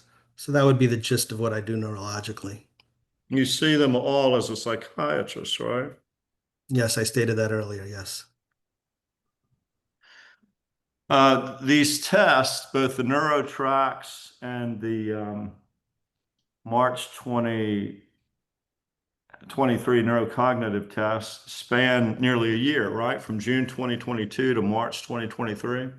Yes.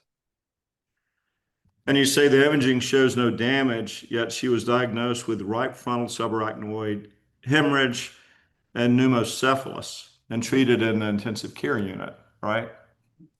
Right, on the initial presentation, I believe they did follow-up examinations that didn't show any further injuries, so that's what I'm basing that on. Yeah. And you agree that the right frontal lobe is the same region that governs executive function? Is that right? I think we've been over this, yes.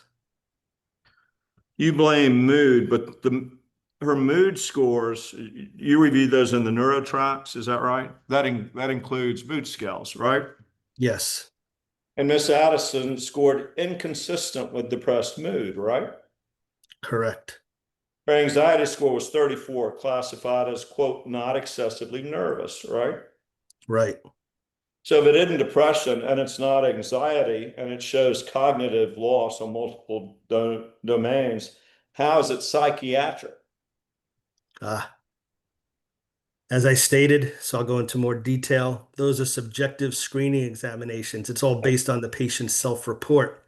So I don't know why she reported some things and she didn't. If I ask you to remember five, if I say remember the numbers 1, 2, 3, 4, 5, you could report back, I don't remember those numbers. You could report back, you do remember those numbers. It's just a screening tool. So you're arguing her damage is mood-based, even though her mood scores were normal, No, right? I have no idea where you got that from. How am I arguing that? No, you just testified about the neurotrax and the mood scales.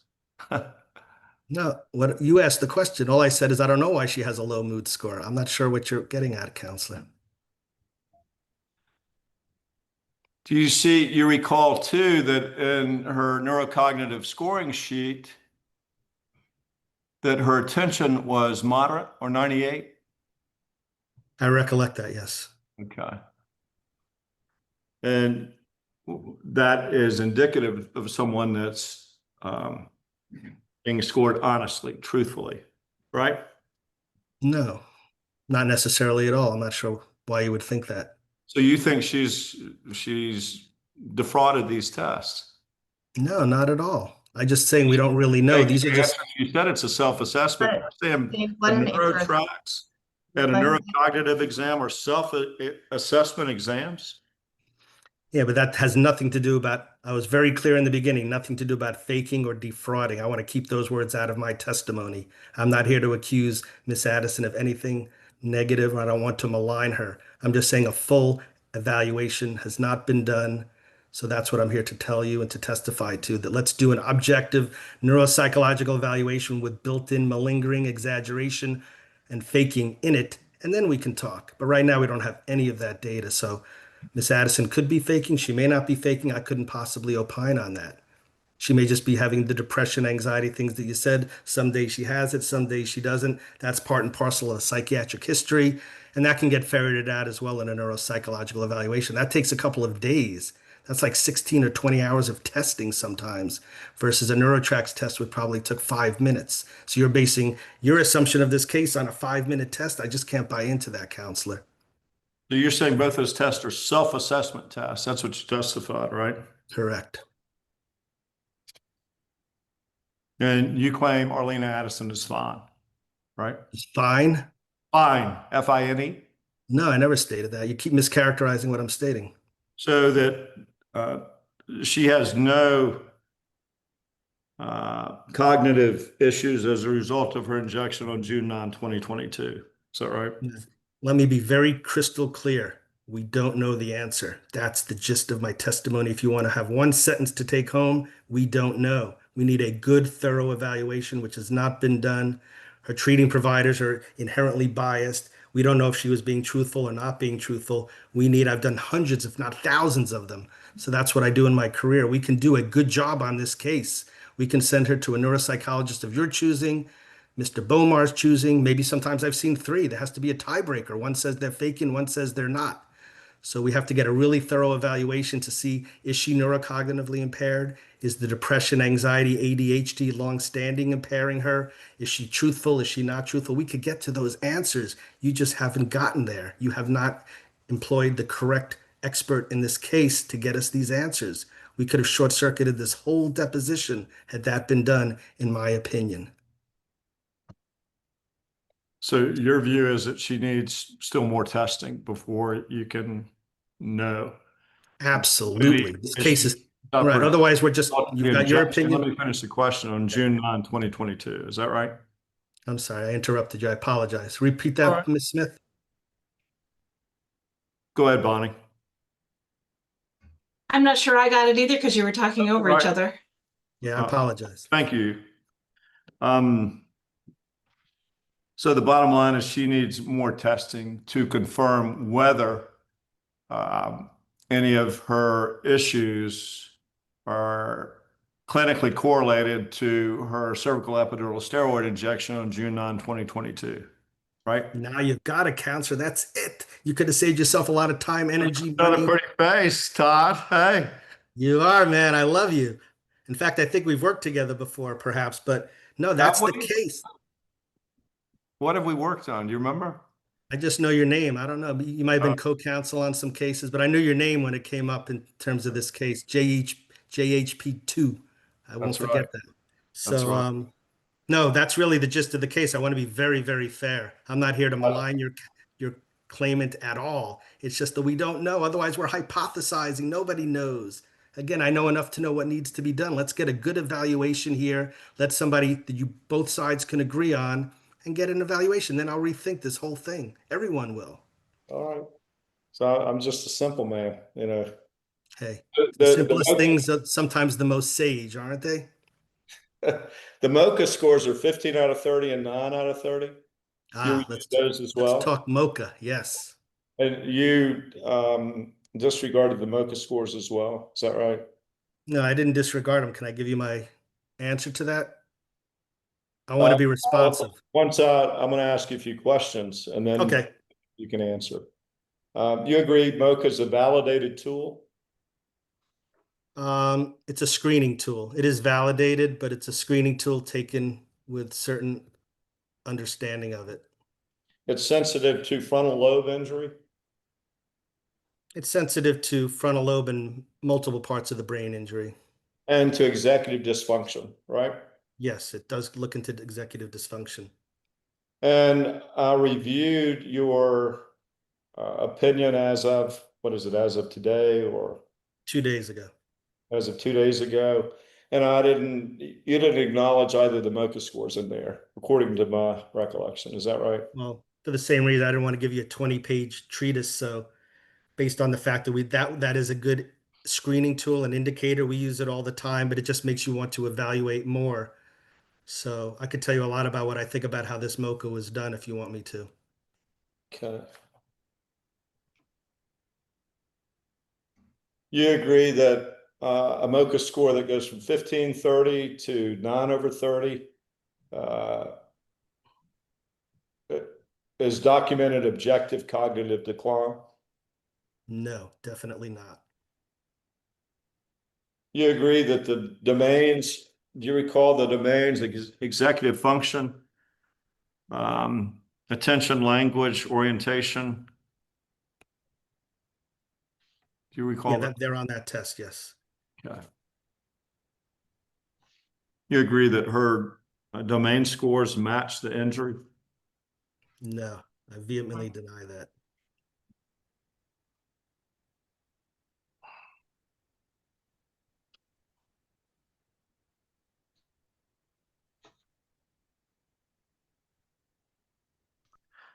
She scored 0 of 3 on attention, 0 of 5 in delayed recall, and 2 out of 5 in executive function. You agree that those correlate to an injury primarily in the right frontal lobe? No, I've seen it in multiple areas of injury in the brain or more diffuse, like Alzheimer's, Lewy body syndrome, where there's no specific part of the brain that's injured. It's more diffuse, and I've seen those scores in those cases. And she also scored a 5 on the mood scale, right? I don't think there is a mood scale on there. I think there's a, no, the October, I think we talked about this. That was a different test, but no, there's no, Right, the October, you're right, the October 22 neurotrax exam. yeah, Her there's no mood, mood on, Mocha doesn't do mood as far as I know. you're right, her mood score was normal in October 2022, right? Right.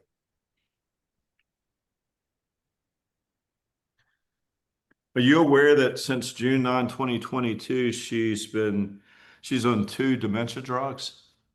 Yes, And you're aware that she was never prescribed or took those drugs prior to June 9, 2022? correct.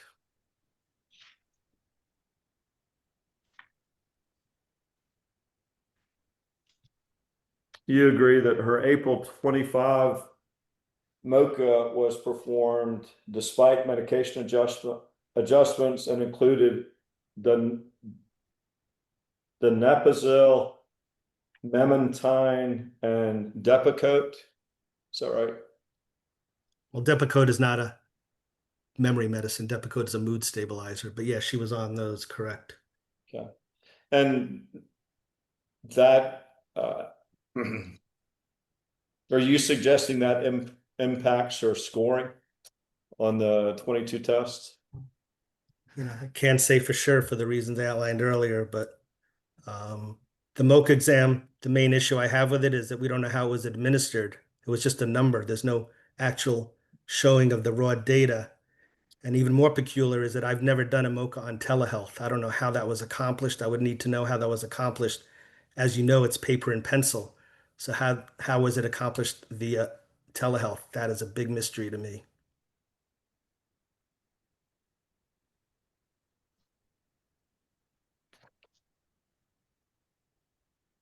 I might learn something if I can get that answer.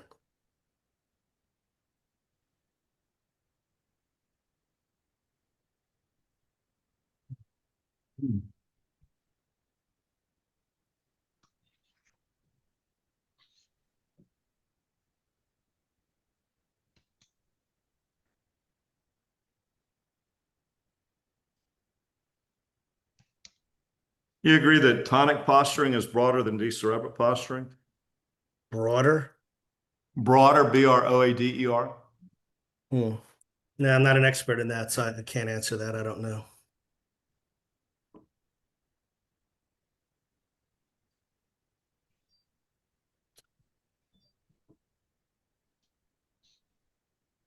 I'm just going through my notes here.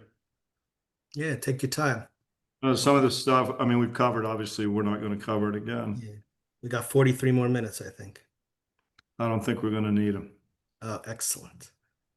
My team will be very happy. Your what? My team, Ah, they hate when I do these things because I'm not available.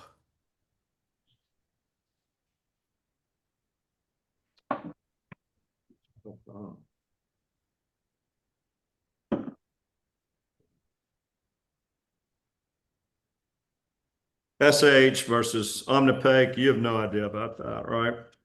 Yeah, I'd lead you astray if I was going to opine about that. I'll be fair. That's not my expertise. 4 pages. Excuse me? That's 4 pages of this out. That was good. Yeah. That's why I want to try to tell you what I'm an expert in and what I'm not. I don't want to lead you astray in any way, shape, or form.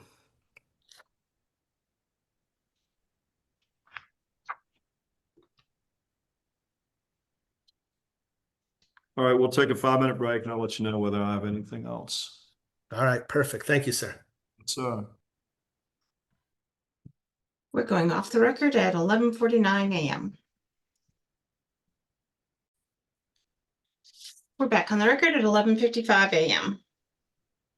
we were talking about tests you consider valid and invalid. What tests do you consider valid?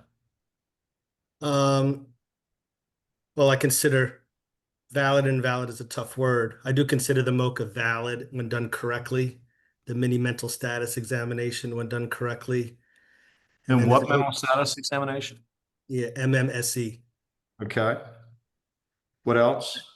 And my favorite for my field is the MMPI 3, Okay. which is, again, with built-in validity. It tells whether the patient is over-reporting, under-reporting, exaggerating, what diagnoses.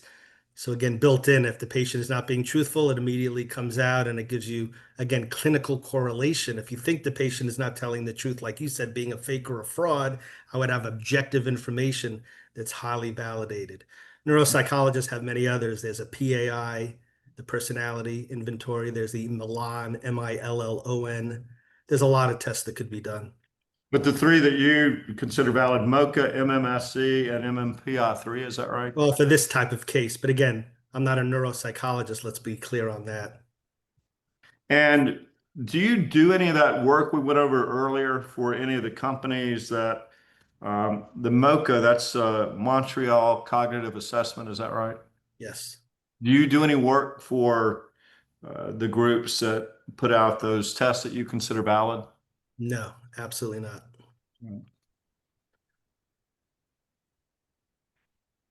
That's all I have. I just have a couple follow-up. Dr. Antin, as you have testified earlier, that what plaintiff's counsel has marked as Exhibit 9 that are your entitled current opinions based on data received to date, that is not intended to be your expert report. Is that correct? Correct. I wasn't asked to do a report. I didn't do a report. I did that on my own for this deposition so that I wouldn't forget any highlights and key points. Mr. Potts didn't ask me for my opinions, I guess, because they're in writing, but I didn't want to forget because I know he had asked other individuals about their final opinions. So I wanted to be sure that I wasn't mixed up on that. So I wrote those down specifically for this purpose. So is that then just an enumerated list of the different topics on which you anticipate providing testimony at trial? Correct. With the reservation that I could change my opinion, I could add to it. I could even subtract based on new information. Okay, so Exhibit 9 is not a comprehensive discussion of all of the testimony and opinions that you may give at trial. Is that correct? Correct. I'd say it's more of an outline. Okay. And, if questioned about those different topics today, you would be willing to elaborate and provide additional information and the basis for all of those opinions. Is that correct? Correct. And do you hold all of the opinions that you've given today and that are contained in Exhibit number 9 to a reasonable degree of medical probability? Yes. Those are all the questions I have. A couple of follow-up. Do you have any opinions as of today that aren't included in the exhibit, was it 9, which are your opinions as of June 10th, 2025? I'm not holding back anything purposely, but I like to say, obviously, I'm a human being, so I could have forgotten something, but nothing preeminent or paramount. Those are essentially my opinions, but I always reserve the right to, if you ask me a question and say, oh, you can't say that because you didn't write it. That wasn't meant to be an exhaustive list, as Ms. Godsey pointed out, but essentially those are my opinions. There's no opinion you're aware of as you sit here that's not included in that opinion as of June 10th, the exhibit. Yeah. All right, that's all I have. Perfect. Nothing from me. Thank you. Be safe. All right. Everyone. Appreciate it. Okay. Thank you. And We're going off the record at 11:59 a.m. all right, off the record. One